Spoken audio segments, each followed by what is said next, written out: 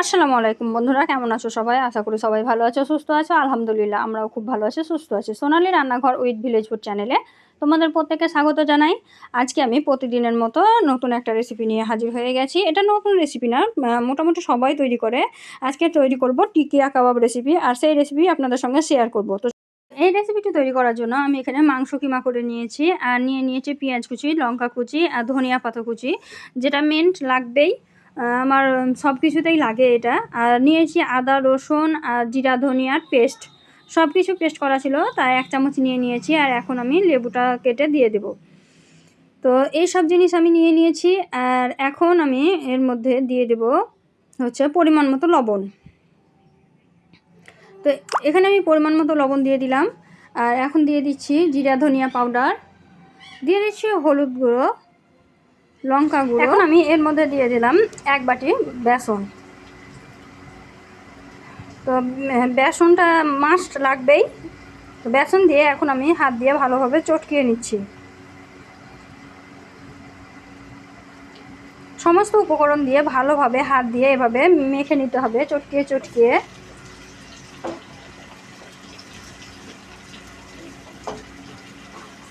এখানে যদি আপনি একটা ডিম অ্যাড করে দেন তো সবথেকে ভালো হয়, কিন্তু আমি বিনা ডিমেরই তৈরি করেছি। ডিমের বদলে এখানে কিন্তু আমি একটু জল ব্যবহার করেছি, যাতে ভালোভাবে মাখা হয় তার জন্য।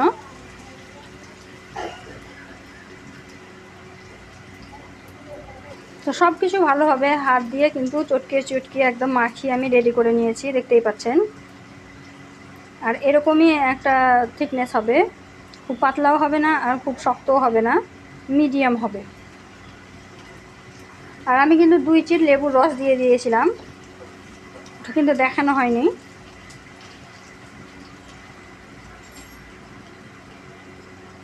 এখন আমি হাতে নেব আর এভাবে গোল আকার করে তারপরে এভাবে গোল গোল শেপ দিয়ে দিব।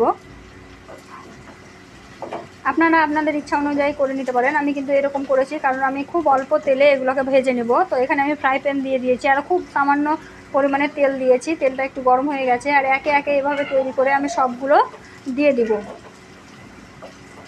তো সবগুলো তৈরি করে আমি দিয়ে দিয়েছি, দেখতেই পাচ্ছেন। সবগুলো তৈরি করে দেওয়া হয়ে গেছে। আর এখন আমি উল্টিয়ে দিচ্ছি, এক সাইড হালকা করে ভেজে তারপরে উল্টিয়ে দিচ্ছি। আর এটা কিন্তু হালকা আঁচেই করতে হবে, তাহলে ভিতর পর্যন্ত ভালোভাবে হবে আর খেতেও খুব টেস্টি হবে। আর না হলে কিন্তু আগে লাল হয়ে যাবে আর ভিতরটা হবে না, তখন কিন্তু খেতে অতটা ভালো লাগবে না।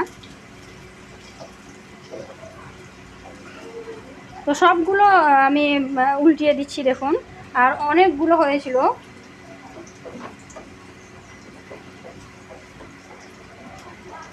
তো সবগুলো আমার উল্টানো হয়ে গেল, দেখুন। আর বন্ধুরা, ভিডিওটি যদি প্রথমবার দেখে থাকো অবশ্যই আমার চ্যানেলটিকে সাবস্ক্রাইব করে দিও। আমার চ্যানেলটি সাবস্ক্রাইব করে দিও, পাশে থাকা বেল আইকনটিকে প্রেস করে দিও ভিডিও নোটিফিকেশন সবার আগে পাওয়ার জন্য। আর ভিডিওটি যদি ভালো লেগে থাকে অবশ্যই লাইক, শেয়ার, কমেন্ট করে দিও। কমেন্টে জানাবা যে আমাদের রেসিপিগুলো তোমাদের কাছে কেমন লাগে। তো সবগুলো আমি কিন্তু উল্টিয়ে দিয়েছি, আর উল্টিয়ে পাল্টিয়ে ভালোভাবে কিন্তু কালার গোল্ডেন ব্রাউন কালার আসা পর্যন্ত ভালোভাবে ভেজে নেব, দেখতেই পাচ্ছ। আর এটা কিন্তু অনেক অল্প তেলের করছি, তাই খেতে খুবই ভালো হয়। স্বাস্থ্যের পক্ষেও কোনো অসুবিধা হয় না, খাওয়াই যেতে পারে অল্প পরিমাণে তেল দিয়ে, যেহেতু তৈরি করছি। তো দেখতেই পাচ্ছ আর এক সাইডেও আমি উল্টিয়ে দিচ্ছি, আর কালারটা কত সুন্দর এসেছে।